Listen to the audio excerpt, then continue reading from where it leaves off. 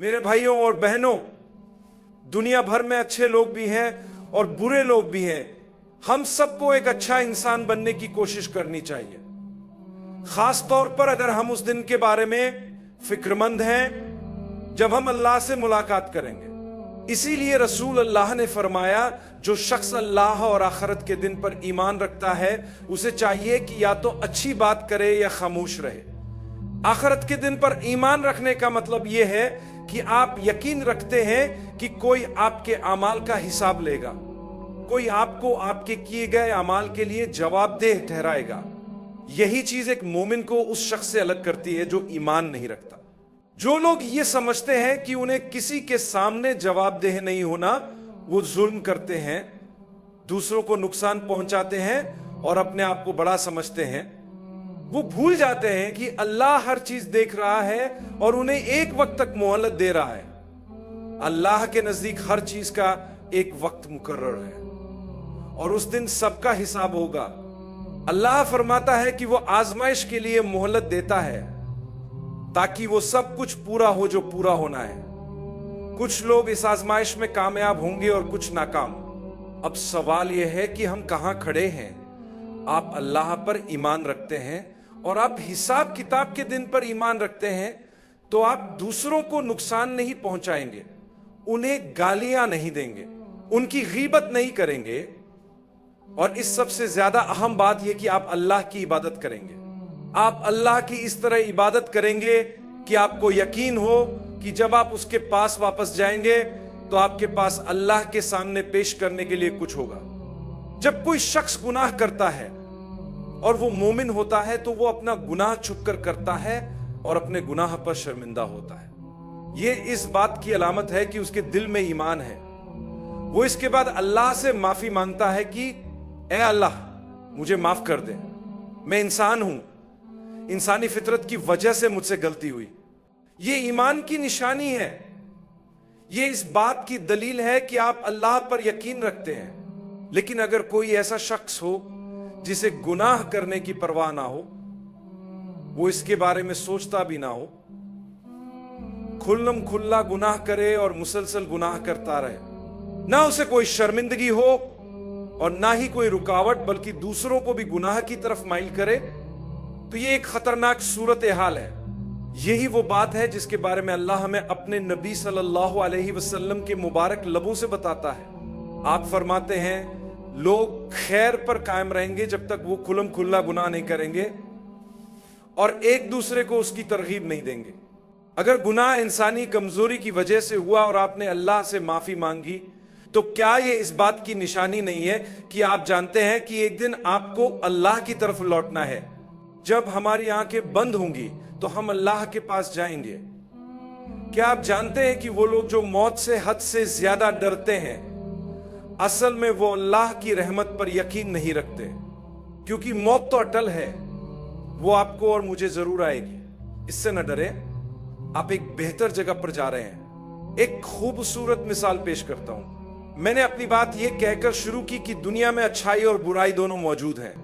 कुछ जालिम हैं और कुछ ऐसे अच्छे लोग भी हैं जो सीधे रास्ते पर चलते हैं और इंसाफ पर कायम रहते हैं, चाहे उनके खिलाफ ही क्यों ना हो। तारीख के आगाज से लेकर आज तक सबसे बदतरीन लोगों में से एक शख्स फिरौन था। फिरौन इतना बदतरीन था कि खुद को रब समझता था। वो अपनी कौम से कहता था, ए मेरी कौम, खास तौर पर अपने साथियों और हुकूमती अहलकारों से जिन्हें अरबी में अलमला कहा गया है। फिरौन ने उनसे कहा, ए मेरे साथियों, मैं तुम्हारे लिए अपने अलावा कोई और माबूद नहीं जानता जिसकी तुम इबादत करो। ये कितनी बड़ी तकब्बुर की बात थी। और वो जानता था कि वो एक इंसान है। उसने अपने गुरूर की वजह से एक ऐसा निजाम बना लिया जहां सबको उसी की इबादत करनी थी। जब कोई चीज एक से ज्यादा नस्लों तक चलती रहे तो नई नस्लों से मामूली समझने लगती है और ये सोचती है कि यही दुरुस्त है। यही वजह है कि इस्लाम सिखाता है कि आप अपने अकीदे के बारे में सवाल करें। जब आपको किसी चीज के बारे में शुबहा हो या कुछ गलत महसूस हो तो आप सवाल करें ताकि सही जवाब मालूम हो। यही तरीका है कि लोग सीधे रास्ते पर आ सकते हैं। डरने की जरूरत नहीं, इस्लाम के पास तमाम सवालों के जवाब मौजूद हैं। यही वजह है कि जब लोग नहीं जानते और आप उनसे पूछते हैं कि हमें 5 वक्त नमाज क्यों पढ़नी है, तो वो कहते हैं चुप रहो, ये सवाल मत करो। मैं ये सवाल इसलिए नहीं कर रहा कि नमाज ना पढ़ूं, मैं पढ़ूंगा, बस जानना चाहता हूं कि इसकी हिकमत क्या है। इसी तरह बच्चे सवाल करते हैं कि हमें हलाल खाना क्यों खाना है। वो ये इसलिए नहीं पूछते कि हलाल खाना नहीं खाना, बल्कि इसलिए कि वो जानना चाहते हैं। उन्हें सवाल करने से मत रोकें और ना डांटे, क्योंकि अगर आपने उनके सवालों के जवाब ना दिए तो वो शायद भटक जाए। आप अल्लाह से मांगे, अल्लाह जवाब देगा, आपको जवाबात मिल जाएंगे। तो फरौन लोगों को कायल करने लगा कि वही खुदा है और लोग उसकी इबादत करने लगे। अल्लाह ने हजरत मूसा और उनके भाई हजरत हारून को भेजा। वो शुरू में घबराए हुए थे इस बात पर कि शायद फिरौन उनकी बात को कबूल ना करे। अल्लाह ने फरमाया, जाओ, मैं तुम्हारे साथ हूं, मैं सुन रहा हूं और देख रहा हूं और मैं तुम्हारी मदद करूंगा। वो कहां जा रहे थे? वो वक्त के बदतरीन आदमी के पास जा रहे थे, जबकि वो खुद वक्त के बेहतरीन लोग थे। फरौन ने जादूगरों को इकट्ठा किया जो हजारों की तादाद में थे। वो जादूगर आए जो फिरौन की इबादत करते थे और जादू के माहिर थे। उन्होंने अपनी लाठियां और रस्सियां फेंकी जो लोगों को सांपों की तरह दिखाई दी। हजरत मूसा को हुक्म दिया गया कि अपनी लाठी डालें। जैसे ही उन्होंने लाठी डाली, वो एक बड़ा सांप बन गई जिसने जादूगरों की सब चीजों को निगल लिया। ये देखकर जादूगर हैरान रह गए। वो समझ गए कि ये जादू नहीं है। फौरन वो अल्लाह के सामने सजदे में गिर गए और कहने लगे, हम तमाम जहानों के रब पर ईमान लाते हैं। उन्होंने वजाहत की कि वो मूसा और हारून के रब पर ईमान लाते हैं, ना कि इस फिरौन पर। फिरौन गुस्से में आ गया और कहने लगा, मैं तुम सबको सूली चढ़ाऊंगा। हमारी जिंदगी में भी ऐसे लोग हमें डराते हैं जो फिरौन जैसे बड़े नहीं होते बल्कि उससे भी कमतर और मामूली होते हैं। हमें उनसे डरने की जरूरत नहीं, उनकी धमकियों से खौफजदा न हो, उनकी छोटी मोटी बातों की परवाह न करें, फिक्र न करें। अल्लाह मौजूद है, वो आपको फतह अता करेगा।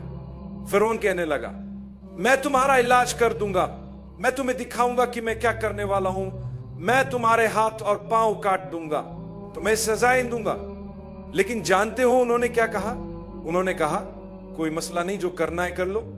उन्होंने कहा कि दुनिया में तुम्हारा बस थोड़ा सा इख्तियार है, लेकिन आखिरत में तुम कभी कामयाब नहीं हो सकते।